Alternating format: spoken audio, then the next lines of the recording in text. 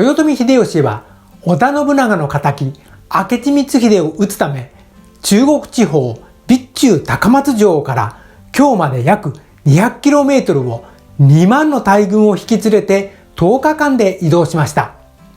いわゆる中国大返しです。この常識では考えられないほどの速さはあまりにできすぎた話です。本当にこんなに早く移動できたのでしょうか？兵士たちの食料はどうしたのでしょうか？今回は秀吉の中国大返しについてお話しします。中国大返し、その工程を検証。秀吉の中国大返しは本当に可能なのでしょうか？ここでは備中高松城、今の岡山県から京までの道のりを検証します。1582年6月2日早朝、本能寺の変で明智光秀が織田信長を討ちます。光秀は備中にいる毛利に使者を出します。6月3日夜、秀吉は備中高松城を攻め、毛利軍と対峙していました。そこに光秀の使者が秀吉軍の陣地に迷い込んでしまいます。使者は闇夜で道を間違えたと言われています。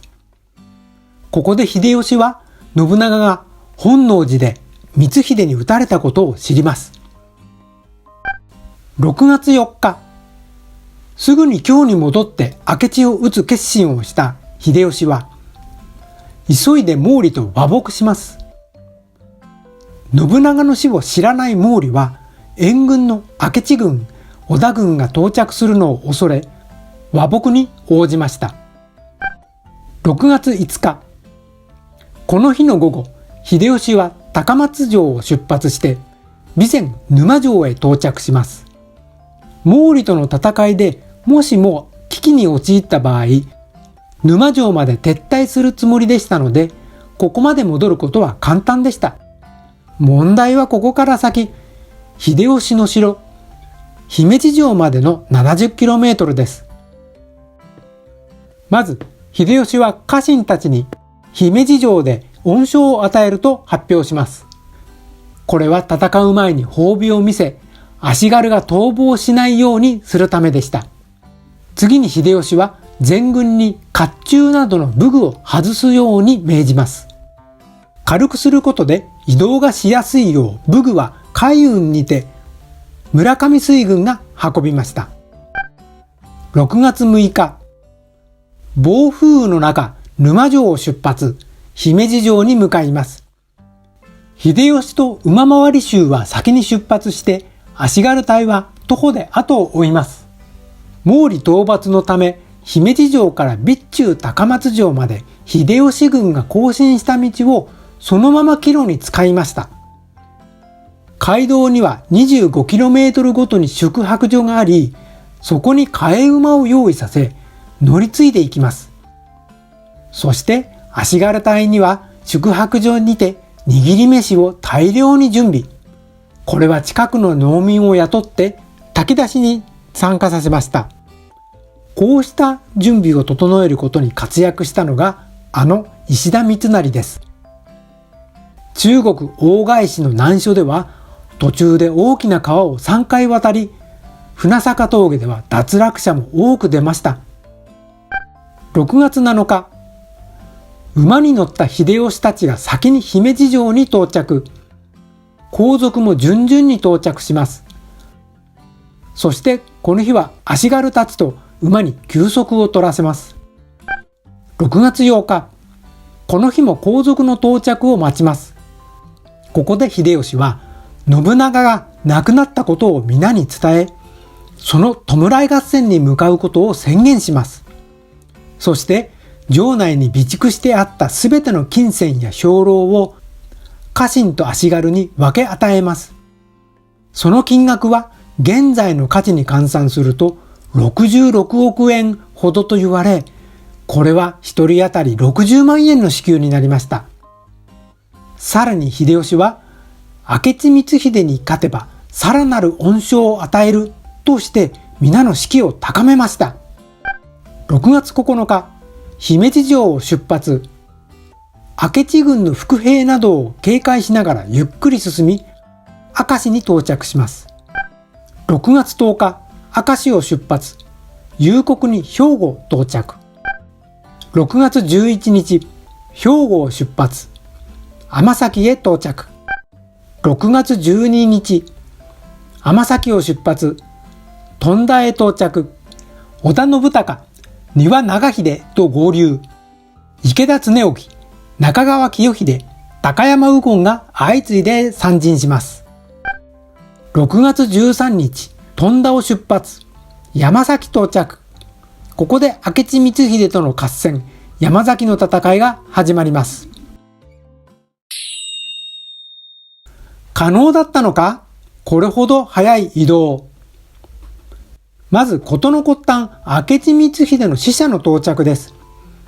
京から備中高松城まで約 200km を使者が6月2日早朝に出発して3日の日の夜に本当に30時間から40時間で到着できるのでしょうか？なんとこれはできるんです。江戸時代の飛脚はリレー形式で24時間で200キロ移動したそうです。だから光秀の使者もリレー形式で走れば 200km を時間内に十分走破できたはずです。でも夜も走ったおかげで秀吉軍に迷い込んじゃったのはかなり残念でした。次に秀吉の行軍です。6月5日午後から行進した高松城、沼城の間 22km は行程6時間と考えれば時速 3.6km です。現代人の歩く速さが時速 4km なのでここは十分歩けます。6月6日の沼城から姫路城までの 70km は時速 4km で歩いた場合17時間半かかります。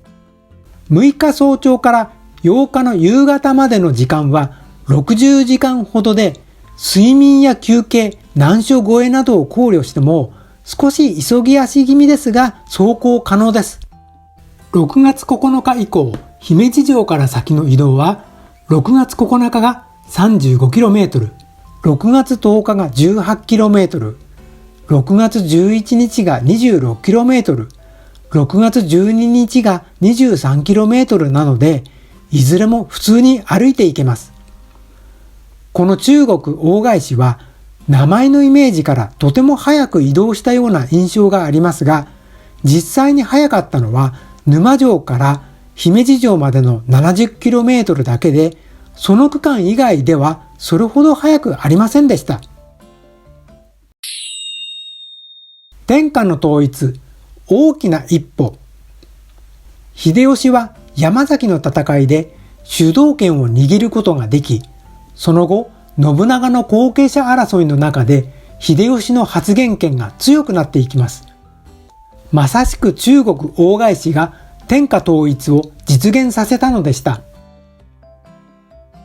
2万の大軍を速やかに移動させることを成功させた要因には、足軽隊の武具を別便で運ばせたこと、食事である兵糧を大量に用意したこと、皆の士気を高めるため資金を惜しみなく使ったこと、さらに石田三成などの優秀な家臣の支えがあったからでしょう。農民出身の秀吉は人の心をつかむのがとてもうまかったのですね。